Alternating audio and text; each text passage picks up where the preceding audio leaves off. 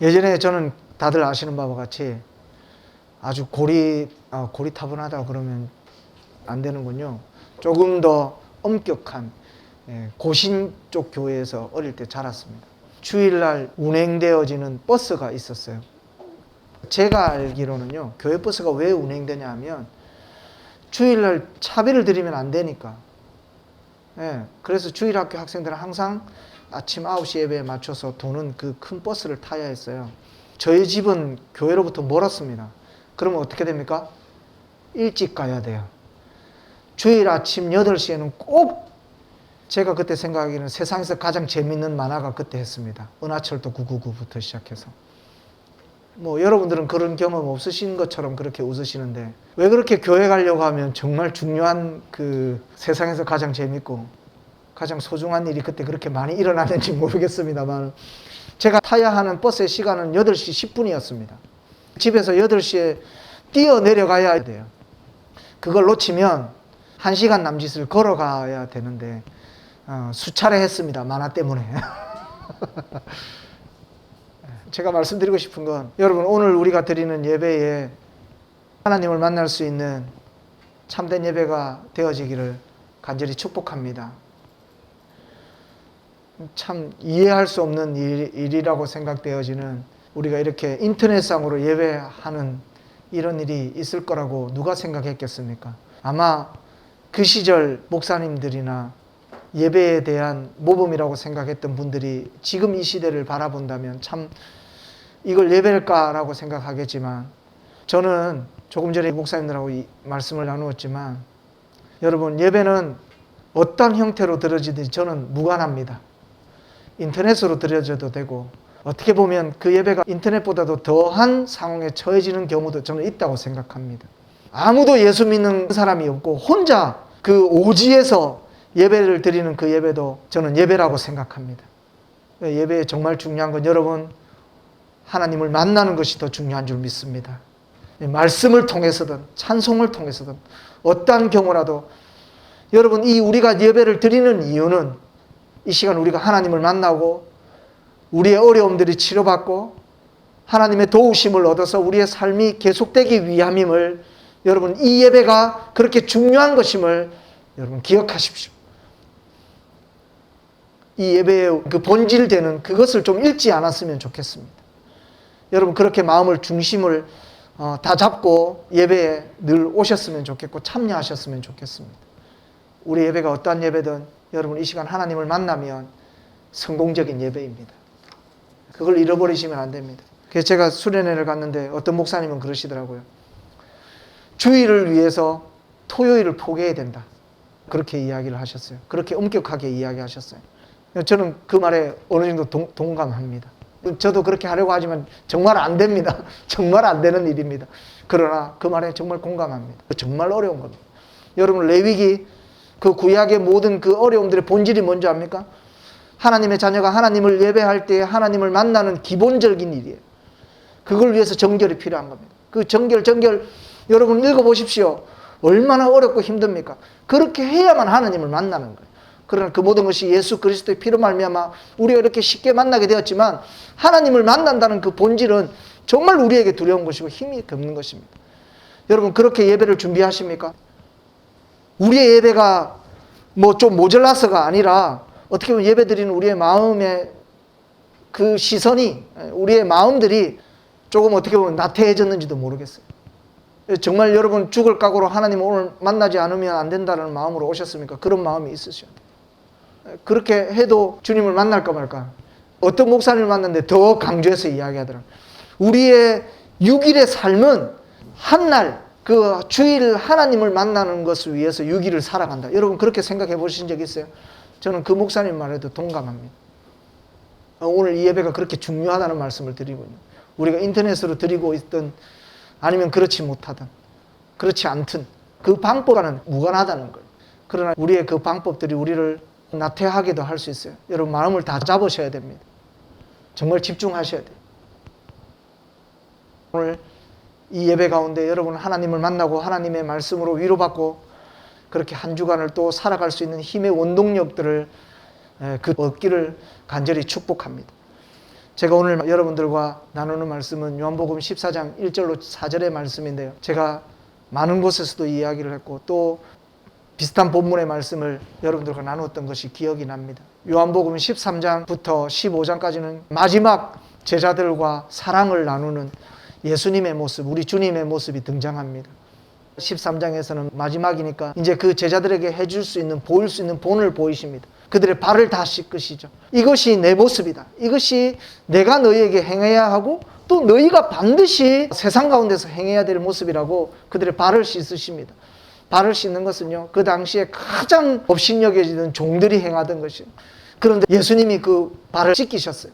여러분, 우리의 삶 가운데도 예수님이 우리들의 발을 씻기시고 그 피로 우리를 정결케 하신 그 예수님의 모습이 교회된 오늘을 살아가는 우리들의 모습 가운데도 있게 되기를 소망합니다.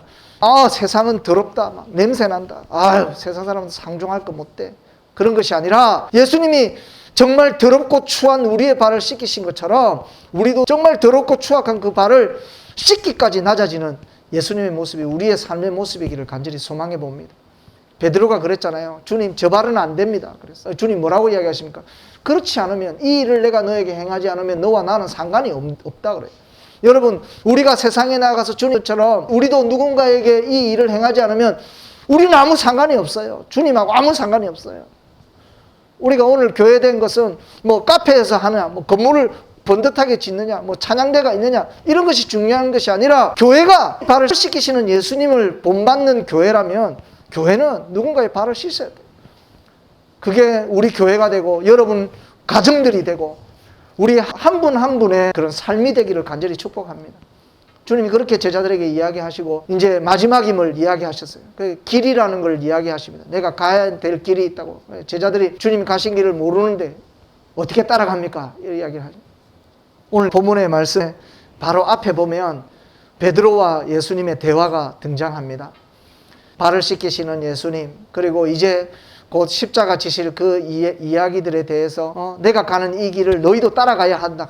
여러분, 우리에게 던지시는 이 주님의 말씀을 여러분 깊이 새기시기 바랍니다. 발을 씻기는 것뿐만 아니라 주님이 우리를 위해서 십자가 지셨던 그 길을 교회된 우리가 걸어가야 하는 우리의 길이, 우리의 방향입니다.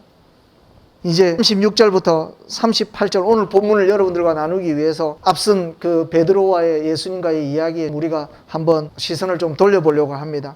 오늘 본문은 이 베드로라는 인물을 바라보지 않고는 이해를 할 수 없어요. 왜냐하면 이 본문의 말씀에 연결되는 부분이 앞선 13장 36절부터 38절에 이 예수님과 베드로와의 대화와 연결되어지고 있기 때문에 그렇습니다. 그런데 오늘 14장 1절 말씀에서는 베드로야 마음에 근심하지 말라 이렇게 말씀 안 하십니다. 뭐라고 말씀하십니까? 너희는 마음에 근심하지 말라라고 말씀하고 있습니다. 베드로는 호언장담합니다. 내가 주님 따라갈 거라고. 주님하고 똑같이 할 수 있어. 그런데 주님 뭐라고 말씀하십니까? 내가 닭 3번 울기 전에 나를 부인할 것이다. 베드로는 굉장히 호언장담형입니다. 우리하고 좀 비슷하죠. 여러분의 믿음에 대해서 호언장담 하시는 적이 있으십니까? 우리 교회도 그렇게 할 수 있어. 나도 그렇게 살 수 있어. 그 제자에게 주님 실패를 예견하십니다. 여러분 두렵지 않으십니까? 내가 어릴 적 예수님을 믿었는데 나는 예수님을 따른다고 따랐는데 주님이 아니야, 너 닭 3번 울기 전에 나를 부인할 거야.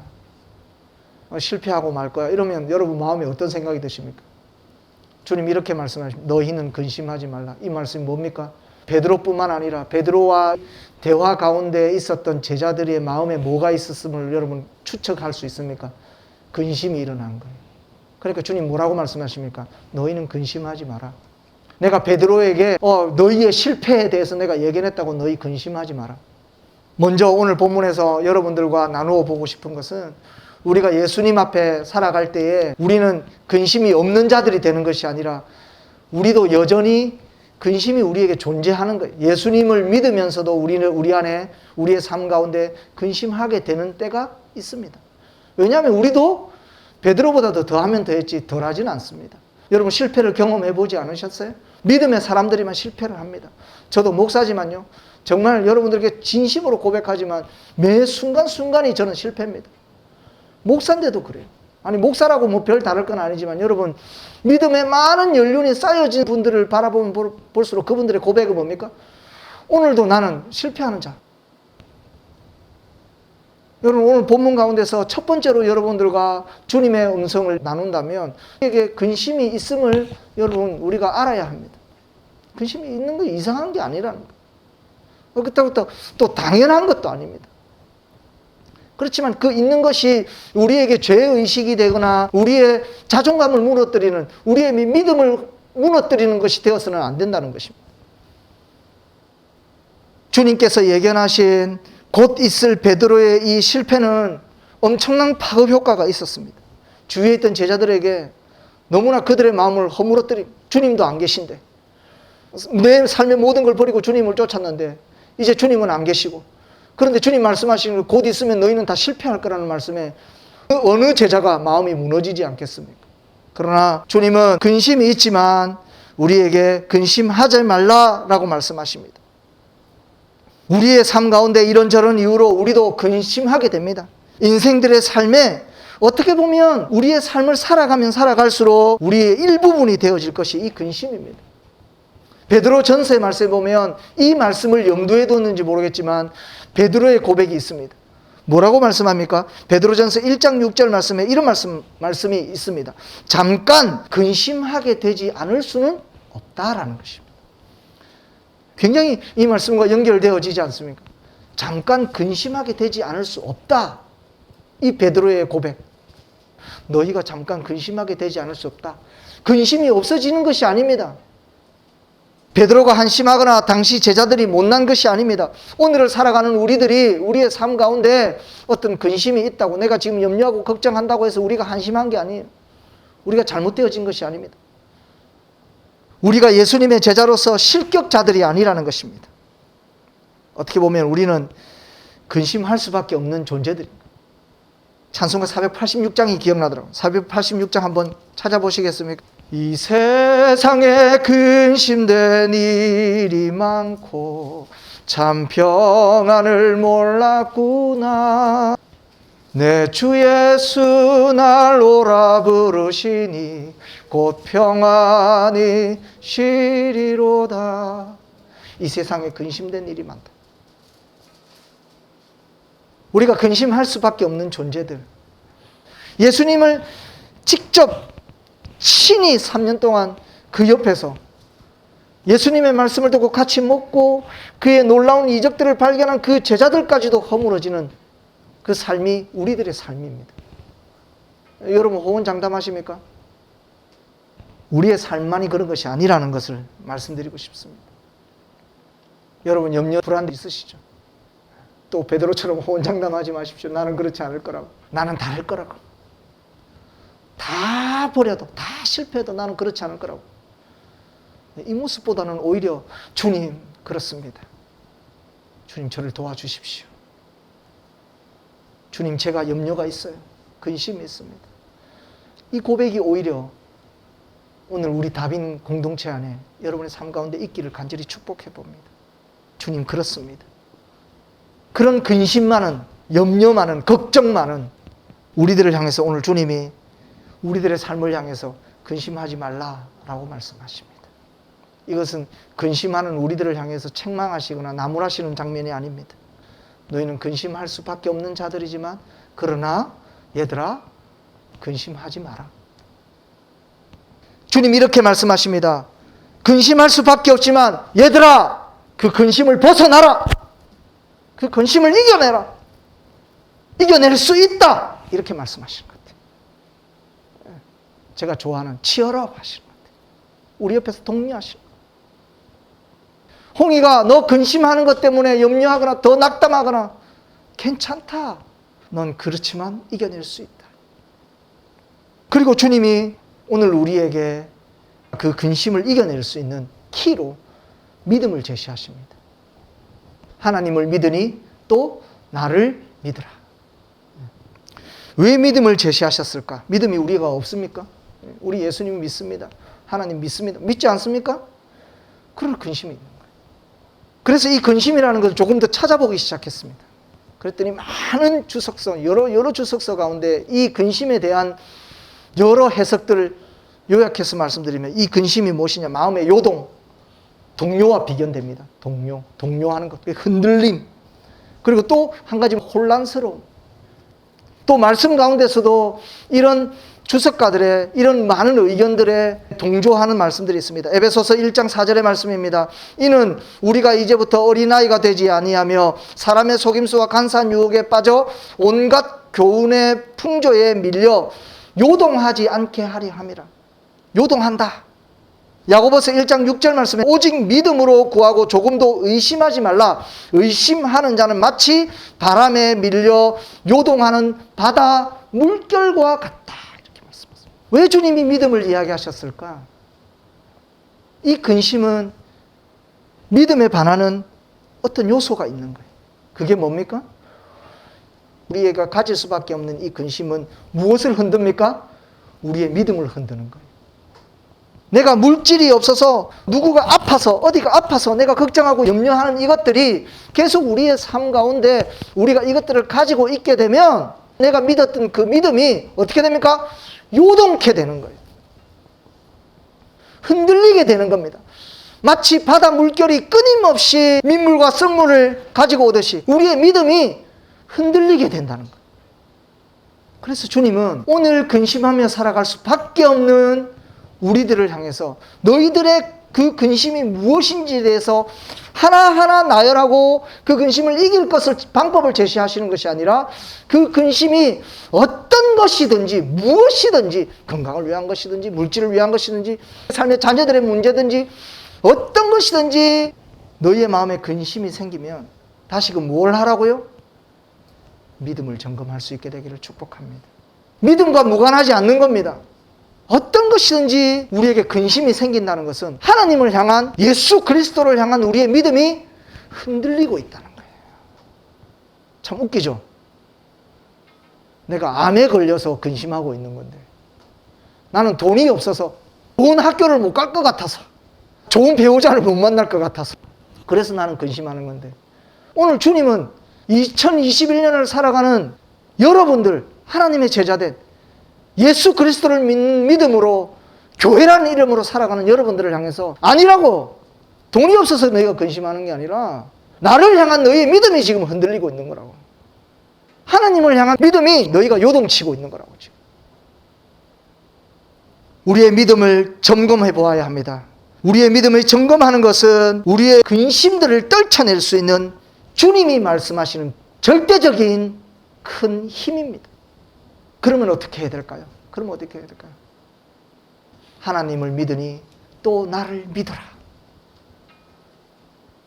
시편 기자가 많은 곳에서 이 믿음에 대한 이야기를 하고 있습니다. 그 많은 말씀 중에 제가 오늘 여러분들과 나누고 하나님의 음성으로 우리의 마음에 새기고자 하는 몇 가지의 말씀들을 여러분들과 나누고자 합니다. 시편 16편 8절 말씀에는 이렇게 말씀합니다. 내가 여호와를 항상 내 옆에 모심이여 그가 나의 오른쪽에 계심으로 내가 흔들리지 아니하리로다. 시편 42편과 43편은 우리 너무 잘 아는 말씀이죠.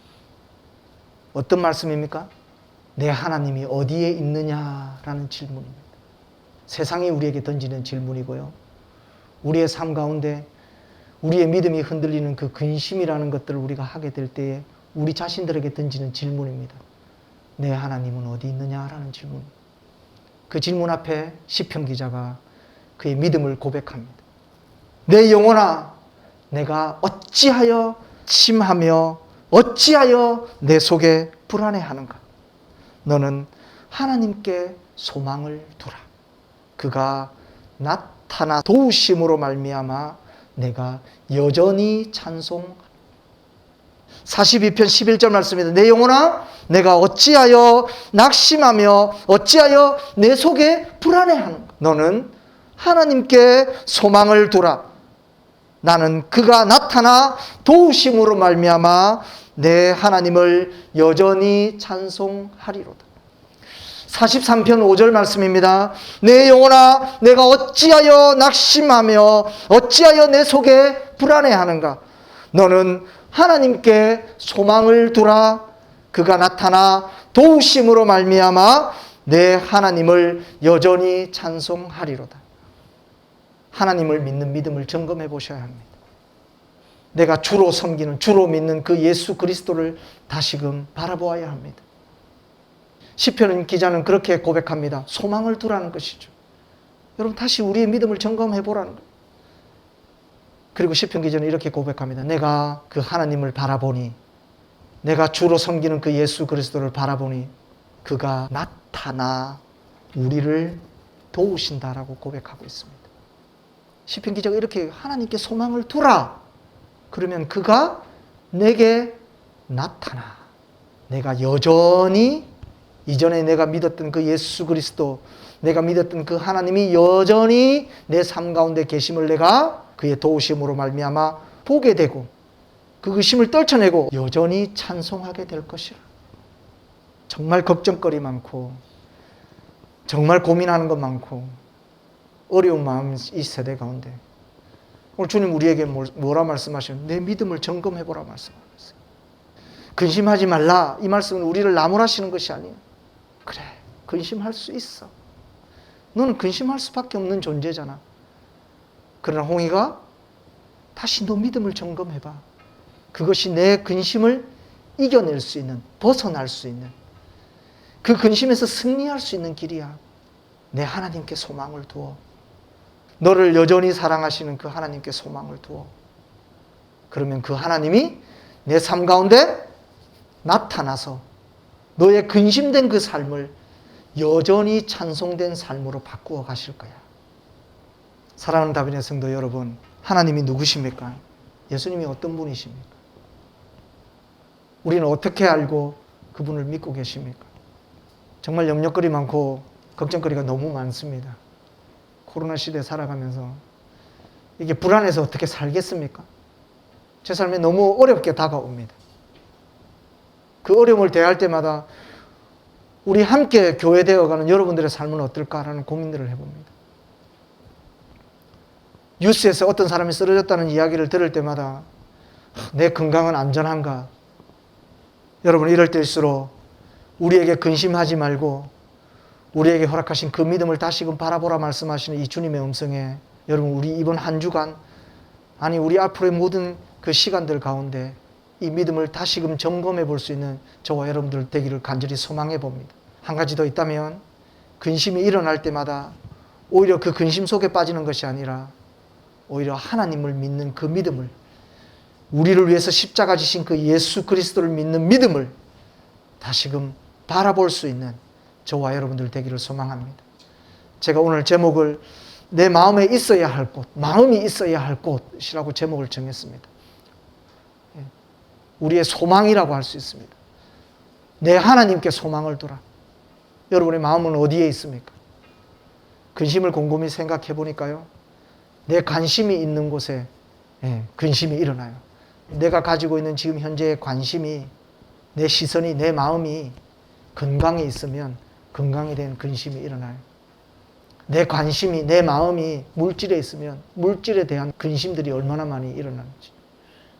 여러분 우리의 마음을 하나님께 둘 수 있기를 소망합니다.